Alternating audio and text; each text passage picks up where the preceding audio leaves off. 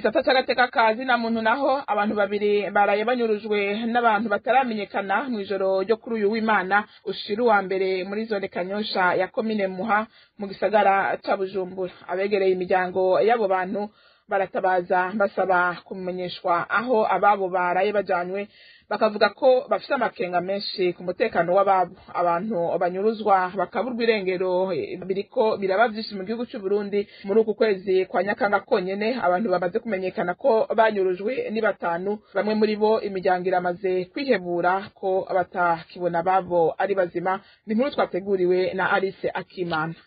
Uwo yarayanyurujwe yitwa Fidele Niyongabo, aba muri zone Kanyosha kw'ibarabara rya 2. Abegereye umuryango wiwe bavuga ko yakuwe ahaba mu gicugu kandi atwarwa n'abantu batashoboye kumenyekana, bagenda bamutwaye n'umudereva w'imodoka yiwe. Bavuga kandi ko abamutwaye bari bambaye imyambaro y'abajejwe umutekano. Kugeza ku mutaga wo kuri wa mbere bari bakiri mu vyambu bataramenya iyo yajanywe. Batembereye mu bibanza bitari bike birimwo ubusho barazeruka, nk'uko amakuru ava mu begereye umuryango abandanya vyemeza. Basaba uwo wese bafise amakuru y'aho ababo baba bari kubibamenyesha.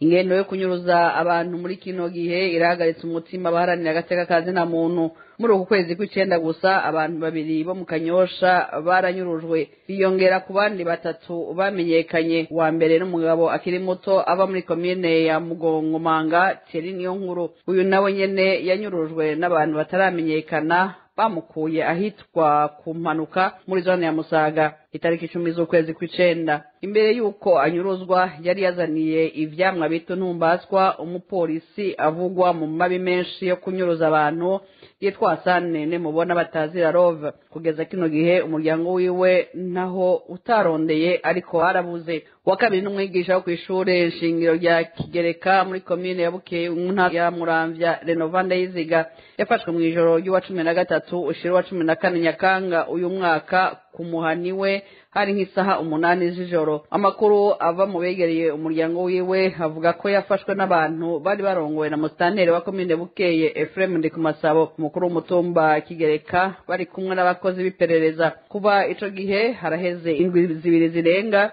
nta muntu numwe araha iyambo umuryango ngo babwire iyo Renovanda Yiziga yajanywe. Amakuru ava mu Bukeye avuga ko uwo mwigisha Renovanda Yiziga yari asanzwe ari umunywanyi w'umugambwe SNL. Agifatwa ngo yagirijwe gukorana n'imigwi y'abagwanyi. Wa gatatu nawe ni Jean Marie Vianney Badogomba, yanyurujwe ku wa 13 Nyakanga uyu mwaka muri zone ya Rohero ya komine Mukaza kw'ibarabara rya Avenue de l'Université. Imodokari yarimwo bayisanze muri PCR, ariko ntibarigera basubira kumenya iyambo ryiwe. Bamwe mu begereye imiryango y'abanyurujwe barihebuye kuko bariko baratakaza icizere cyo gusubira kubona ababo ari bazima. Kuri ayo makenga yose uruganda rwa radio Inzamba Gateka kawe ntirurashobora kuronka ku murongo wa telefone Pierre Nkurikiye avugira ubushikiranganje bw'umutekano kugira ngo agica bivuze ko kubwa Pacifique nini nahazwe arongoye umugambi ndondeza wishira hamwe Fokode. Inyuruzwa ry'abantu ngo ryabaye ndanse mu gihugu cyo kimwe n'inyuma y'ikiringo ca 3 c'umukuru w'igihugu Petero Nkurunziza. Kubwiwe ngo ni ivyaha bitababarirwa umwanya wari wo wose abarongoye igihugu ngo bazubibazwa. Kurikira Pacifique nini nahazwe. Muri no misi ibintu by'abantu banyuruzwa byasuye gufata umurindi udasanzwe. Ubu akanya akariko kose tuguma turonka abantu batabariza ababo bavuga ko bafashwe n'abakozi b'iperereza kandi batazi iyo bagiye kubapfungira. Abo bantu usanga bariko barafatwa baragwiriye cyane mu za Mugamba, mu bantu bava mu za Mwaro, maja mu za Agenda n'ahandi, bakamo kandi n'abanywanyi bo mugambwe CNL batari bake. Usanga benshi bari mu mugwi, usanga ari bava mu bwoko bw'abatutsi, abandi ugasanga n'abanywanyi ba CNL, kumbure harimwo na bake bavuga ko baba barabaye abanywanyi ba MSD. Ibi bintu birateye ubwoba. Umuntu aravye umurindi biriko womengo twasubiye mu 2015 no mu 2016, niho umwanya wose twaguma tubona ubutumwa buvuga ngo alerte alerte alerte, baradutwaye umuntu ntituzi wamujanye. Uyu munsi rero tubona ibintu bisubiye ku rugero ruteye ubwoba. Ico dukunze kubona muri no misi nuko guhagarika abantu bikorwa n'iperereza, ryaba iperereza rijya ry'igisivile SNR canke iperereza ryo mu gisirikare, byamaze kuba nk'ingendo yuko guhagarika umuntu ari ukumunyuruza.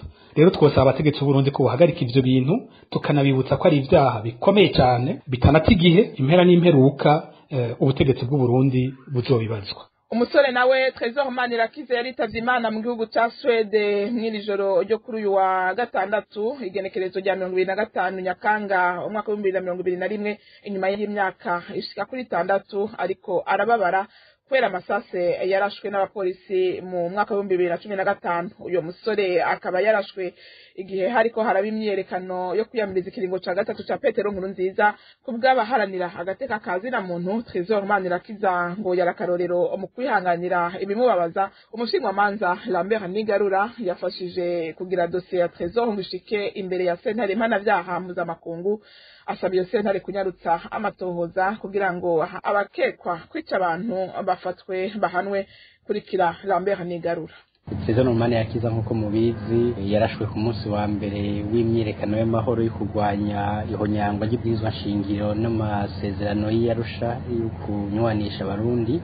Nobabwira yuko Trésor Manirakiza yari ikimenyetso, yari incungu yo kurwanira kudahonyangwa ku mategeko, ico umuntu yo kwita mu gifaransa symbole vivant de la résilience et de la résistance.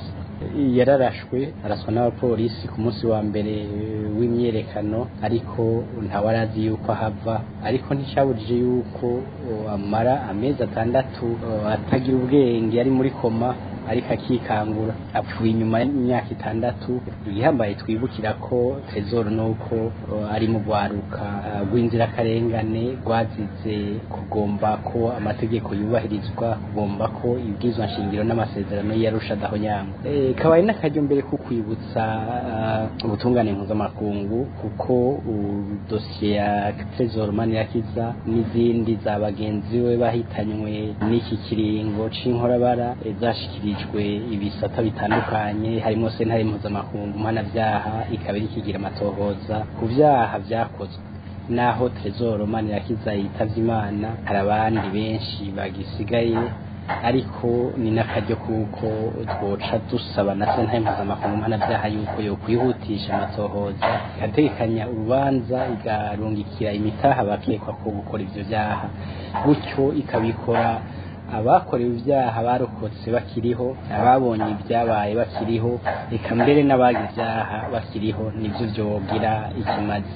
Turagaragaje umubabaro ku rupfu rwa Trésor nk'incungu yo kurwanira iyubahirizo ry'amategeko mu Burundi, ariko tugatera intege abantu bose yuko kurwanira amategeko, kurwanira iyubahirizo ry'amategeko ari ingwano itoroshe, ariko butebitebuke abakoze ibyaha bazokubitwa intaye mu ruhanga.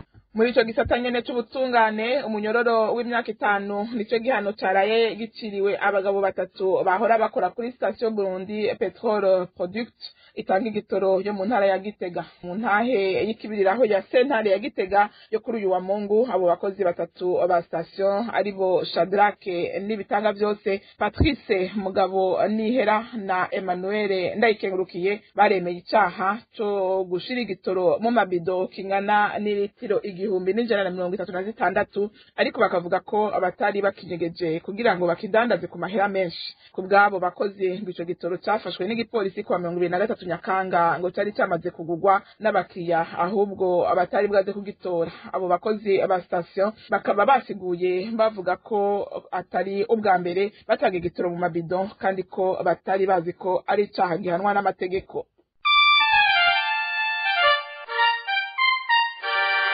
Inzamba. Turabandanya n'amakuru twabateguriye.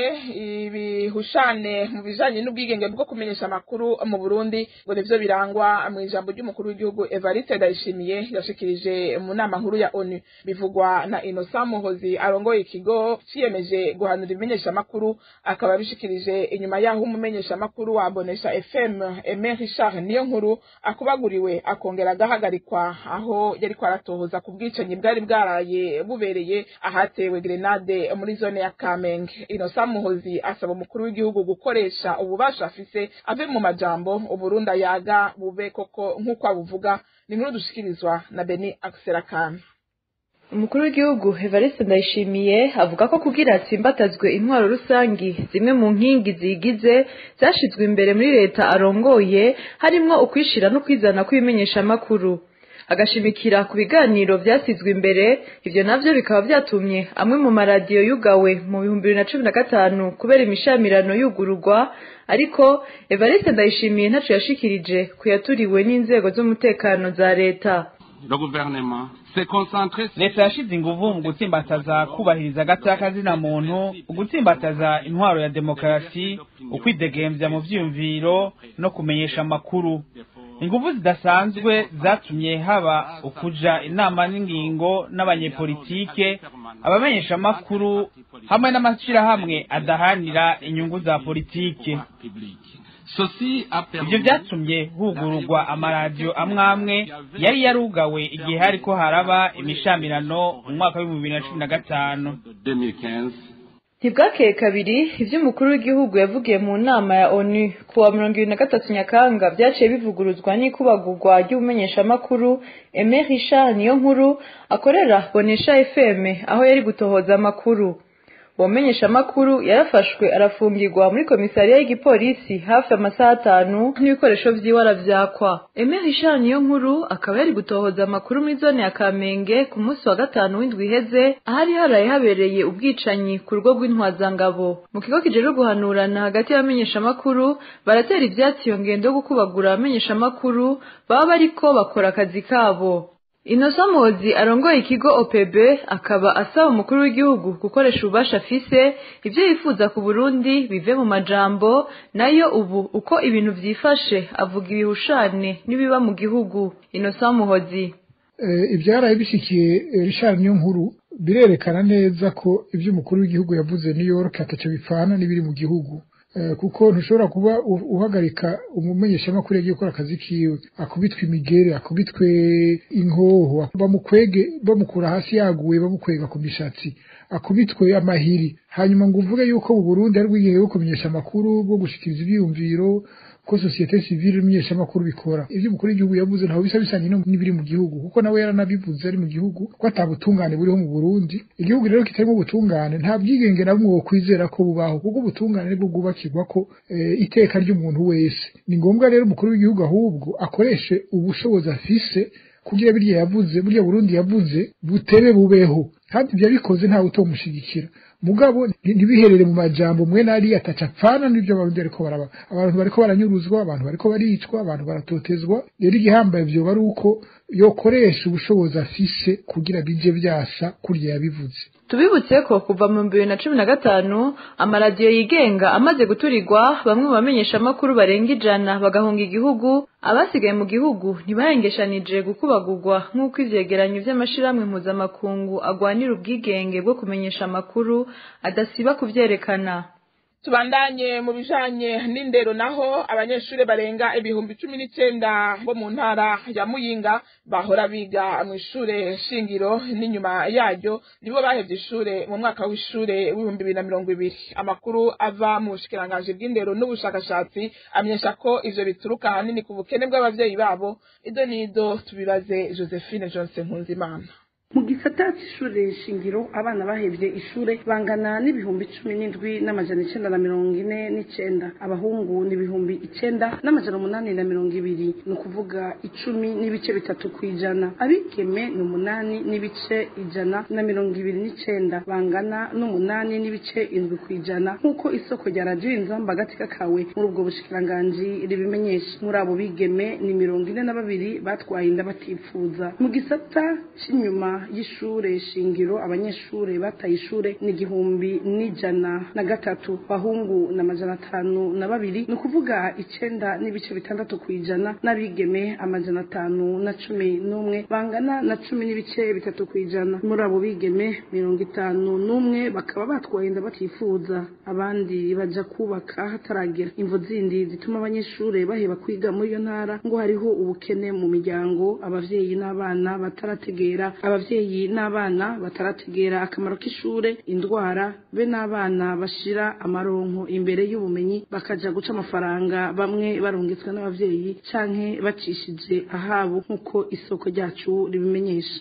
Erari Nibizi aharanira uburenganzira bwo kwiga ku bana avuga ko leta yategerezwa gufatira ku vyegeranyo nk'ivyo bitangwa kugira ngo ishobore gufata ingingo zo gutuza ivyo vyose. Muri izo nyishu harimwo gushiraho amakomite yo gukurikirana urwaruka, guhana abatuma ruheba ishure no gushiraho imigambi yotuma imiryango iva mu bukene irimwo. Erari Nibizi: ubushikiranganji mu gihe bubonye neza gutyo bwategerezwa kuca kugenda ugashiraho imigwi yegereye abanyeshuri n'abarezi n'abavyeyi, hanyuma bakaraba ingene bashobora gufasha abo bana, kubaha indero, ni kwigisha abavyeyi kugira ntibamare vya bindi. Ivyo byose barazi ko vyama biriho, mugabo hariho n'ibindi vyinshi cane kumbure bitavugirwa hejuru kandi arivyo vyategerezwa guhagararwako. Nibagende barebe iyo province, bafate muri komine bati kirazira nta mwana ashobora gusubira guheba ishure kubera iki, hama bashireho hari imigwi bita abagenzi babigeme, baheze bakagira ibiganiro bakabishira ku rutonde rw'ibikorwa muri za komite nshingwashure. Ya komite nshingwashure rero haba harimwo abanyeshuri, haba harimwo abaserukira amasendika, haba harimwo abarezi n'abavyeyi, haba harimwo abaserukira intwaro.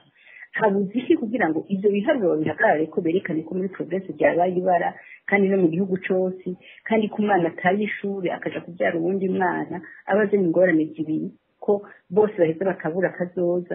Baheze bakoresha izo komite kugira ngo barera abana, barera abavyeyi, barera abo bantu batwaza inda abana, barera igihugu, hanyuma bagire imigambi yo kurwanya ubukene batwaza inda abanyeshuri. Ni uko baba bazi ko badahana, bongere bahane ingingo z'uko umwana akuwe mu ishuri hataragera aheza hakagira uwuhanwa. Izo ngingo nibazifatira mu gihugu, nibafate ingingo y'uko babuze ubuzi. Urakeneye kumenya amakuru y'imvaho? Umviriza iradiyo Inzamba agateka kawe, ni kuri www.inzamba.org. Tubandanya ya makuru mu gisata c'ingenzi mu Burundi ngo cagiye kiratera imbere kuva mu mwaka wa 2010 gushika uno munsi, bivugwa n'umunyamabanga ntayegayezwa mu bushikiranganje bw'ubudandaji, mu gihe kuri uyu wa 27 Nyakanga isi yose iri kirahimbaza umunsi wagenewe ubukerarugendo. Ku bwa Jeremy abanirwa n'inzigo ngo harakenewe isubirwamwo ry'ico gisata nko mu bijanye n'ubumenyi kugira ngo ico gisata kinaguke. Tumukurikire. Igisigiri c'amazu yakira ingenzi cavuye ku 87 muri 2010, ico gisigiri gishika ku mahoteli 595 mu mwaka w'2019. Igisata c'ingenzi ni kirumara mu guteza imbere ubutunzi no gutanga akazi. Mu Burundi ubuzi bungana ibice 4 kwijana bwaratanzwe mu bice bitandukanye bisanzwe bifitaniye ubucuti n'ico gisata. Aha twovuga tuvuye ku burimyi, kuko murazi yuko ingenzi zifungura bivuye mu burimyi, gutumatumanako baraheza bagatuma amakuru, tutirengagije ivyo kubaka amazu. Duhimbaje rero uyu munsi mukuru mu bihe indwara ya COVID-19 yasinzikaje isi cyane cyane mu butunzi bwayo, eka n'igisata c'ingenzi kidasigaye inyuma. Ubushikiranganje rero bw'ubudandaji gutwara abantu n'ibintu, amahinguro n'ingenzi, eka buranahamagariye n'abanyamahanga gutemberera iki gihugu c'u Burundi. Tugiye kurushirizaho guhimiriza ba mukerarugendo ngo batemberere igihugu cacu, tutibagiye guteza imbere ubuhinga mu gutunganya gushasha igisata c'ingenzi no gukarihiriza ubwenge abakozi bo muri ico gisata. Faustin Ndikumana arongoye ishiramwe Parseme asigura ko igisata c'ingenzi kimwe mu vyari guteza imbere igihugu kidatunganijwe neza nk'uko vyari bitegezwa kuba mu Burundi. Uyo muhinga mu bijanye n'ubutunzi yemeza ko igihugu c'u Burundi kikiri inyuma mu vy'ingenzi ugereranije n'ibihugu vy'aka karere, kuko imbere yo mu mwaka wa 2015 Uburundi bwaronka ku mwaka miliyoni 5 z'amadolari y'amanyamerika, mu gihe mu bihugu vy'aka karere vyaronka hagati y'ama miliyoni 300 n'umuriyaridi z'amadolari y'abanyamerika. Faustin Ndikumana avuga ko ubuhoho mu gihe c'ikiza ca COVID-19 ibintu vyunyutse mu Burundi. Tumukurikire. Uravye muri aka karere nk'imbere y'ibihumbi na 15 Uburundi bwari nyuma cyane mu bijanye na ba rukerarugendo tourisme, aho wasanga ibihugu by'aka karere byose bishobora kuronka amahera arenga imiliyoni 300 z'amadolari, miliyoni 500 muri yaridi w'amadolari bijanye na tourisme. Uburundi wasanga mu kigwa cyari cyakoze buja musi miliyoni 5 z'amadolari, ugasanga handi hagihaza ingenzi nk'umuliyoni w'ingenzi cyangwa urenga, tugasanga turacari mu bihumbi mirongo by'abantu bagendeye Uburundi mu bya tourisme. Hanyuma barabona ko ico gisata cari kikiri hasi cyane, haca hinjiramwo rero injyane zo mu 2015 harazamwe iki ca COVID-19, byose bica biza gutuma ico gisata kikibanagi gisinzikara cyane. Hanyuma ikindi cagisinzikaza n'uburyo investissement, kuko birasaba uburyo bwo gusubiramwo bijya bibanza vy'iratiro bigafatwa neza, amahoteli akubakwa, amahoteli akomakomeye yemewe mu mpuzamakungu. Ivyo rero vyose bikaza ari byo bategeza gusahiza. Ikindi nuko muri strategy y'ibijanye na tourisme baravuga ati harashobora kuba tourisme d'affaires ijanye n'ibintu vy'amafere umuntu akora, hariho tourisme y'ibintu bijanye n'ibi byo kwinezereza, ivyo bibanza by'iratiro nk'ikiyaga Tanganyika, hari nk'ibintu Burundi bushobora kuba bworata, mbese n'ibijanye no guteka neza, hariho nico bita tourisme gastronomique n'ibindi, canke ahantu hashobora kuza harabera amanama. Ivyo rero nivyo basanze Burundi tutaritegura. Ishirahamwe Rukome risaba leta y'u Burundi gutanguza umugambi wo gucandaga abarundi mu kwikingirikiza ca coronavirus, ataruko ngo kubwiwe leta izobiriko irahonyanga uburenganzira bwo kuvuza abanyagihugu bayo, uburenganzira burekuwe n'ibwirizwa shingiro ry'igihugu n'ayandi amasezerano Burundi bwateye ku mukono mu bijanye n'agateka kazina muntu. Mu itangazo ryasohotse kuri uyu wa mbere, Gabriel Rufyiri arongoye Urukome ahamagarira inzego zitandukanye, amashirahamwe, amadini ngo abatahure bongere bahanure leta izijuke ifata ingingo zibereye mu kurwanya umugera wa COVID-19. Tumukurikire. Abantu bose tugomba kuvyumva, ntushobora kuvuga kuri kwiyumvira iterambere igihe utari kurakora ibyo gukingira abanyagihugu. Ico ni cambere. Kigira kabiri, mwishirahamwe Rukome ndutahura na gatoya ukungene ibihugu byose kwisi byafashe ingingo yo kucandaga abanyagihugu bavyo. Turabona neza yuko byukuri iyo nzira bafashe idashika, iyo nzira nta kuri na gutoya kurimo. Tukabahamagarira guhindura imvugo cyane cyane mu gucandaga abanyagihugu. Ubu uyikigwanisho cambere kihari kwisi n'urucanco, nico conyene gishobora gufasha yuko abantu bashobora kwikingira kandi bakingira abandi. Ivyo rero twebwe tubona umengo imvugo leta iri kubirakoresha itayihinduye ntaho bizoba bitaniye no guhonyanga agateka k'umunyagihugu gasanzwe gakingiwe n'ibwizwa nshingiro, gagakingirwa n'amasezerano mpuzamakungu ajanye n'ivyagateka kazina muntu na Declaration Universelle des Droits de l'Homme, hamwe n'amasezerano mpuzamakungu araba ivy'imibano n'ivy'ubutunzi n'ivy'imico, arico mu gifaransa twita Pacte International Relatif aux Droits Socio-Économiques et Culturels.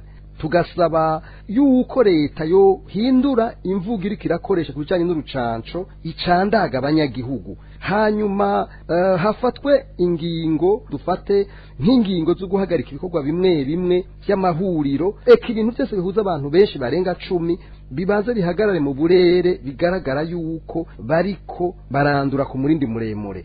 Hariho rero hejuru y'izo ngingo leta igomba gufata himigwi tutumva tudashobora gutahura na gato agacerere kabo. Ntidutahura agacerere ku rwego rw'abashinga ntahe, amashengero, ku biro bya ombudsman, umuntu yitwa ko ari umuhuza aje kumviriza no kuvugira abanyagihugu, tukaja ku rwego CNDH bije agatakaze na muntu. Abo bantu bose bagomba kuva mu gacerere.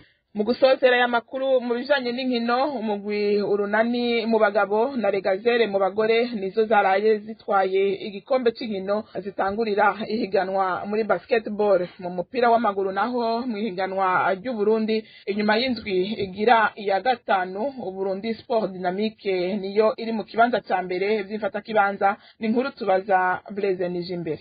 Kuri no w'Imana ku kibuga c'ubushikiranganje bw'inkino niho habera inkino za nyuma mu mupira w'amaboko basketball. Urukino rwa mbere rwahuje imigwi y'abakobwa, Regazere batsinze Gladiators bigoranye cyane ku manota 68 kuri 63. mu bagabo naho hahuye urunani na New Star. Urwo rukino rwari rwitoze cyane rwagiye kurangira urunani rusumbije bimwe bigaragara New Star ku manota 60-47. Umumenyereza w'urunani Patrick Richard Ngizuruvugo amenyesha ko ico gikombe cabanezereye cyane, akaba amenyesha abakunzi b'urunani ko bariko baritegurira yandi mahiganwa yimirije kugira babandanye baha umunezero abakunzi bawo. Muri New Star baremeye ko urwo rukino rwabagoye cyane. Blaise Mbonerane ajejwe ubuhinga muri New Star amenyesha ko batisubiye ko ngo bakosora amakosa bakoze muri urwo rukino gutsinda urunani ntibizoborohera, ariko akamenyesha ko bagiye kuja ku kivi. Mu mupira w'amaguru naho iganwa rya Primus League ryarabandanije mu ndwi igira ya gatanu. Flambeau yatsinze Buja City 2-1, navyo kandi Bumamaru yatsinze Le Crocos. Atletico New York yatsinze Messager Ngozi igitsindo 1-0. Flambeau du Centre yatsinze Royal 1-0. Burundi Sport Dynamique yatsinze Top Junior 1-0. Uwo mugwi ucufata ikibanza ca mbere. Umugwi wa Crocos wo mu Rumonge uri mu kibanza ca nyuma, ukaba 5 uraronka.